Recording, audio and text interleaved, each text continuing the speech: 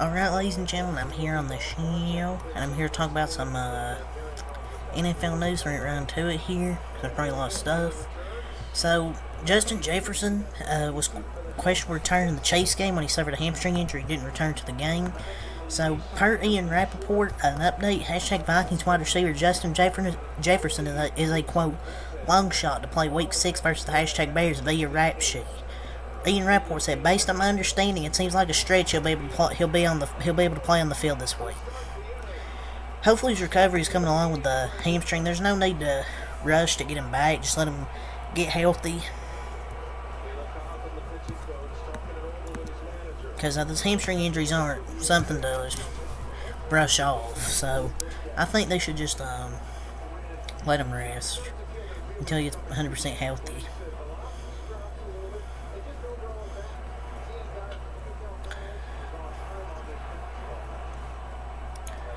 So, George Kittle wore a Fuck Dallas shirt under his jersey last night, and Michael Parsons on the podcast, his podcast said, laugh now, cry later, we got something for that. If we see them again, just trust. Man, just...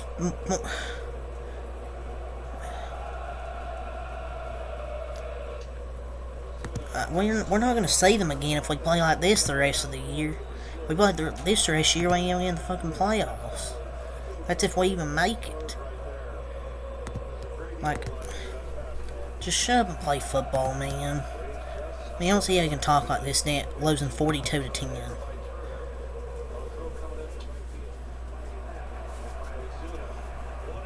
So, I don't care. Though, to be honest about it, but I'm pretty sure a lot of people will. So, after Dak Prescott threw 3 interceptions last night, after losing to the 49ers 42-10, Cowboys' Dak Prescott said that the loss was the, quote, most humbling game I've ever been a part of. Threw 3 TDs and only led his team to 1 touchdown. Dak said didn't see it coming, put everything into this and got punched in the mouth. Called a couple of weeks ago humbling against Arizona, but this may be the most humbling game I've ever been a part of.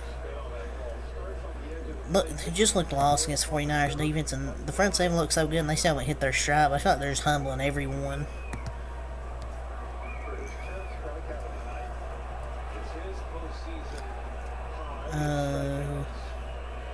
So we got some new ratings for the NFL. Got some new ratings records for the NFL. The 49ers and Cowboys game was the most watched Week 5 game in Sunday Night Football history, averaging 26.1 million viewers per the NBC. And we got embarrassed on a historical level. At least we can brag about this despite getting destroyed. I guess everybody wanted to see us get whooped. And I can't believe 26.1 million people had to watch Brock Purdy own us.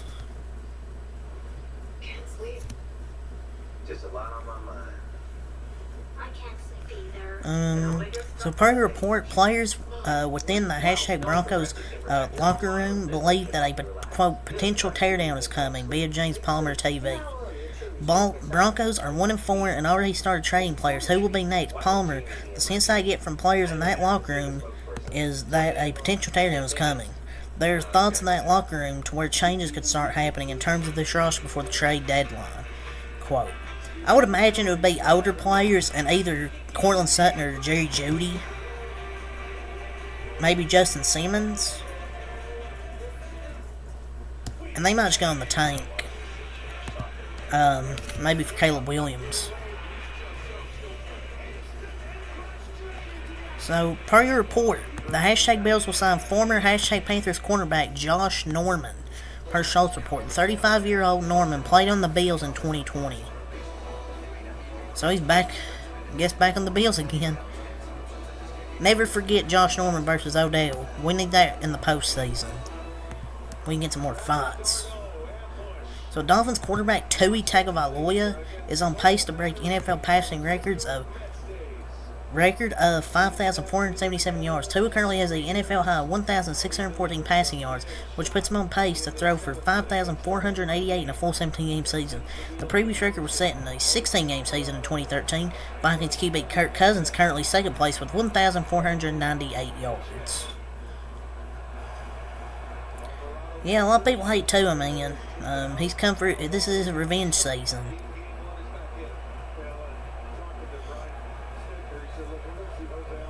So he might break it, honestly. I know if people say, ooh, it's an asterisk if it's 17 games. No, it isn't. I mean, it's an extra game. I mean, yeah, I get it. Like, oh, it's not 16 games, but it's still a good accomplishment. So, the Bills' injuries keep coming, man. Matt Milano appears to be out indefinitely with a serious leg/knee injury, which he suffered early in the Jaguars game. I know it's not looking good right now, Coach McDermott said. And their defense got banged up. And we had some more bad news. In addition to losing linebacker Matt Milano and cornerback Tre'Davious White for the season, the team says that defensive lineman Daquan Jones also suffered a likely season-ending injury per Coach McDermott. And just the Bills' injury is so unlucky. It's next man up. But I think it's not likely season-ending. Because I don't think it's a season-ending injury. I think it's like he'll be out like indefinitely. I don't think he's out for the season. He said in the press conference. Well, yes, he'll still be out for probably weeks. And the Bills' defense is just getting injured. Giants QB Daniel Jones 28, Commanders QB Sam Howell 29 have already been sacked more times in just the first quarter of the season than Mahomes, Lawrence, Brady, and Goff were sacked in all of last season playing the 17 full games. I mean, he also has 4 more passing touchdowns and 500 more yards than Jones. He's actually moving the ball like Daniel Jones. It's just both their offensive lines are trash.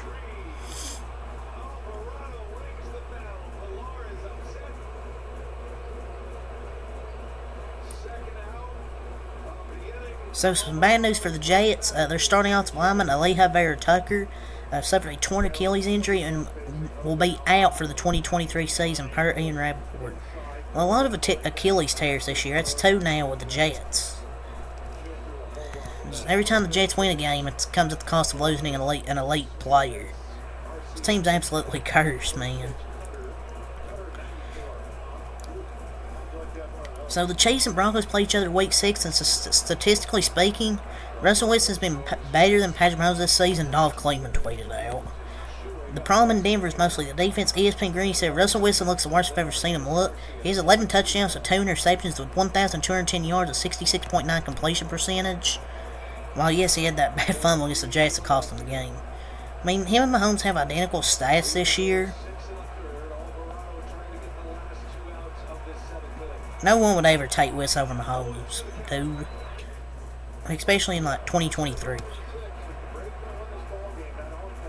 Like, nobody's taking Russell Wilson from Patrick Mahomes.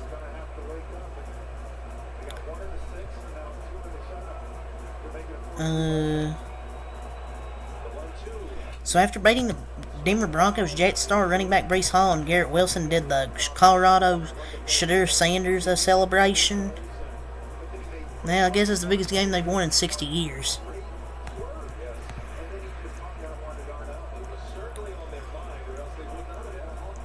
Three-time Pro Bowl safety Dante Whitner, now an analyst, says Dak Prescott sucks, period. They talk so much about Dak Prescott being a top-tier franchise QB. I see them trying to cover up for what he lacks. He's not wrong. He's not lying. I mean, Dak Prescott sucks, man.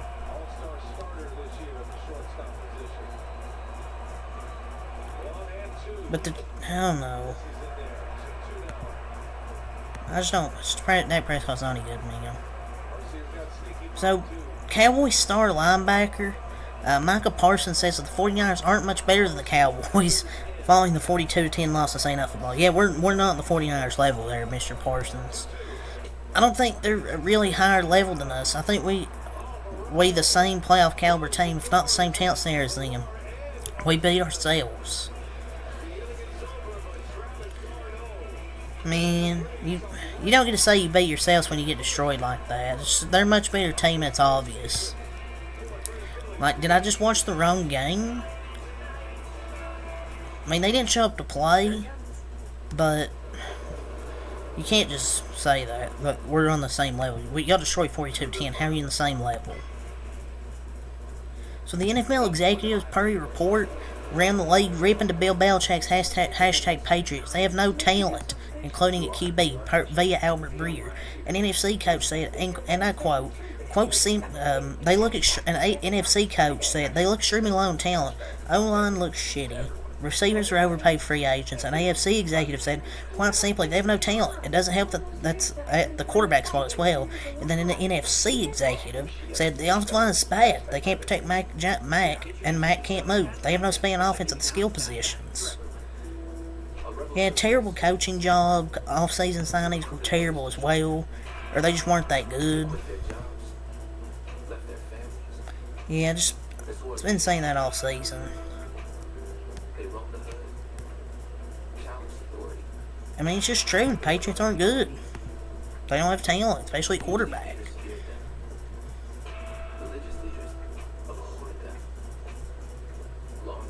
So an update, it was coming more and more evident every week that the hashtag Giants offensive problems shouldn't fall on Daniel Jones' shoulders, obviously. So that's why I'm getting to the next thing. Update, the hashtag Giants are, quote, optimistic that QB Daniel Jones will play Week 6 against hashtag Bills per coach Brian Daboll. I don't know if he wants to play against that Bills defense. It won't make a difference. With Daniel Jones or without him, they'll lose by like 20.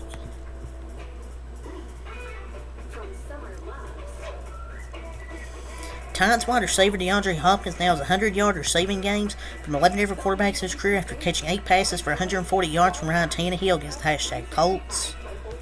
So, good game from Hopkins there. So, he had a good season so far. So, per report, former hashtag Buccaneers offensive coordinator Byron Leftwich has reached out to the hashtag Steelers about a coaching job, but they are, quote, pretty much ignoring him, per Mark Kaboly. The Steelers were again held to under 20 points on offense on Sunday. A constant theme under offensive coordinator Matt Canada, but makes sense Leftwich is really appealing to them considering he did a pretty awful job last season in Tampa. He did not do a good job in Tampa. What makes him think anybody wants him to join their staff? He's less ass than Matt Canada, but he's still bad. Like, come on. Both are terrible. Like, constant 3-and-outs, Leftwich ain't no upgrade. Either one of them just trash, so.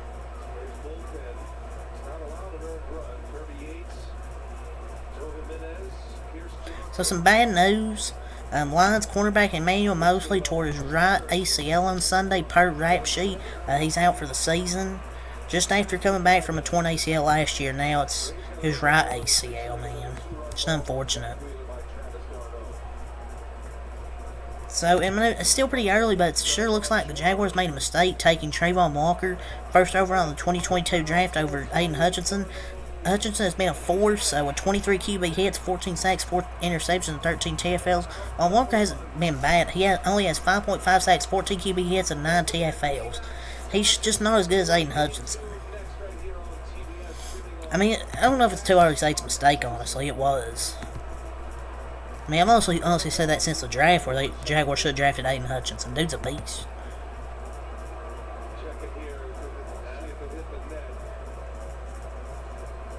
So the hashtag Cowboys this season won against the Giants, the Jets, and Patriots. All the 1-4, 1-4, and 2-3 teams, and they lost to the Cardinals and 49ers. So we'll see. We'll find out if we're real or not. I mean, I know we lost the 49ers. We're probably frauds. But we'll see what we're made of. We got the Chargers next. Got the Eagles, Seahawks, Rams. We'll see where we're at this point.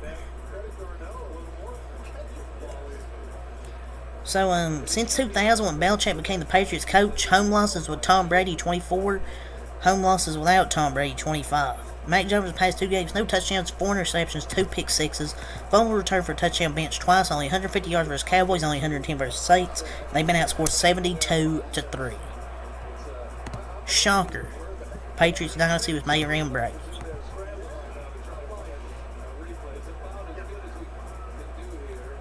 So, per report, Colts rookie quarterback Anthony Richardson initially diagnosed with a grade 3 AC joint sprain. Per rap sheet, the team is bracing for him to miss 4 to 6 weeks.